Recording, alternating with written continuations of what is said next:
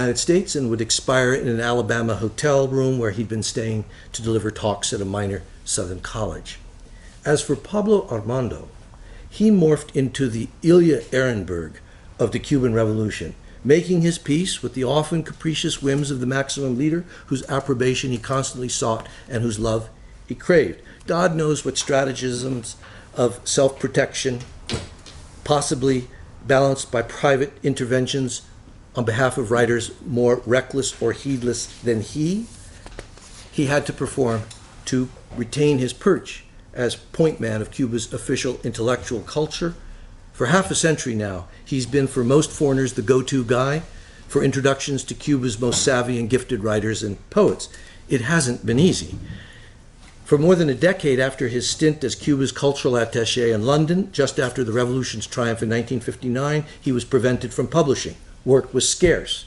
He was shunted aside, banished to the margins, given work as a translator for UNESCO. He stuck it out, however, never denouncing the regime, nor allying himself with oppositionists, like his former comrade Cabrera Infante, whose tart tongue and outspoken mockery of Fidel and refusal to shut up meant permanent exile from his beloved Havana, which he so memorably evoked in his wicked and furious novels and punning polemics. By contrast, a framed photograph of Gabriel Garcia Marquez, Pablo Armando, and Fidel, taken on the occasion of Pablo Armando's 70th birthday, when Fidel graced Pablo Armando with a visit to his home, stands prominently on the mantelpiece. A dead ringer for Trotsky, Pablo Armando had soft green eyes, full of intelligence, possessed of a gaze designed by his nature to seduce, an engaging rasp to his sonorous voice, a full head of snow-white hair which he wore long, capable of uttering in at least 2 languages sentences almost Jamesian in their dependent clauses and compelling interpolations. His fingers were graceful. He deployed them with the confidence of an experienced and passionate orchestra conductor. He was not tall, but his large and handsome head, which resembled Rodin's Balzac, was perched atop a barrel chest, which in turn rested on a foreshortened trunk to which were appended a pair of rather spindly legs. He radiated charm and was hostage, as were all who fell into his orbit, to an intoxicating loquaciousness. How could I forget his imperishable command, "Tell me something, tell me anything, even if it's a lie." Could you just repeat his name for me? Pablo Armando Fernandez. Okay.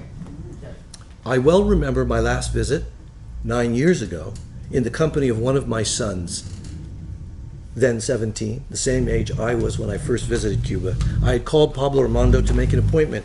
His sweet voice crooned, "Yes, my child, I have been waiting for you, always, every day. Come soon. I shall be here on 2 more hours." We arrived at his 2-story stately home in Miramar in an upscale neighborhood full of embassies. I almost didn't recognize his home, obscured as it was by a chest-high concrete wall and iron gate put up some years before to prevent burglars. Crime, almost unknown in revolutionary Havana, had become something of a problem. Pablo Armando had more than 100 paintings, many by world-famous artists from all over the world, hanging on his walls, including 2 by Picasso, which the painter had given him following the triumph in 1959. When they were stolen, he was forced to take measures to secure the house, which he has lived in since 1962, no longer trusting even ostensible friends to stay the night. An alarm system was installed. Another 100 paintings were stored elsewhere. Upstairs, the walls of his study were lined with 6,000 books, their pages rumpled from Cuba's persistent humidity. Another 4,000 in storage, 2/3 of them, he liked to boast, signed first editions. Pablo Armando, despite a heart bypass a few years ago and the death of Maruja, his beautiful wife, looked remarkably well a decade ago. His memory was intact. He still traveled widely and frequently to New York and California, to Spain and Italy and Colombia. He and his family had prospered, his 4 children now grown, one son a former ambassador from Cuba to India and then posted to Colombia. He greeted my son Isaac and I with open arms, telling us that he had every day been looking upon us.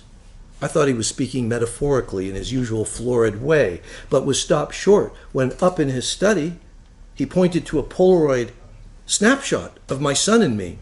I must have given it to him in the mid-90s when my son was about 3 years old.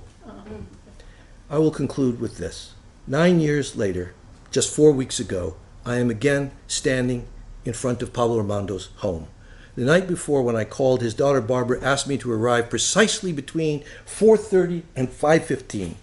From the second floor balcony, a woman emerges, hair pulled tight in a ponytail. She waves.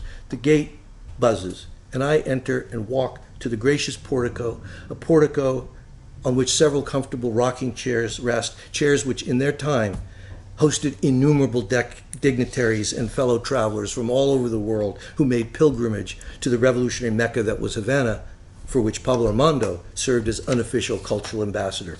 The house is, as I remembered it, cool marble tiles bifurcate the home, dark dining room to the right, shuttered against the heat of the day, living room to the left, the walls covered with the paintings, scores of them given to Pablo by artist admirers down the decades, many portraits of Pablo himself, along with nudes and abstracts, many bearing personal dedications and loving inscriptions. Barbara comes down the staircase of the central hallway and beckons. I follow, and up the staircase we go, and then down the upstairs hallway. I see, facing open French doors, the rain falling steadily off the eaves of the house, pooling on the tiles of the balcony, is Pablo Armando, now 90, sitting in a wheelchair, a caretaker seated on a nearby bench.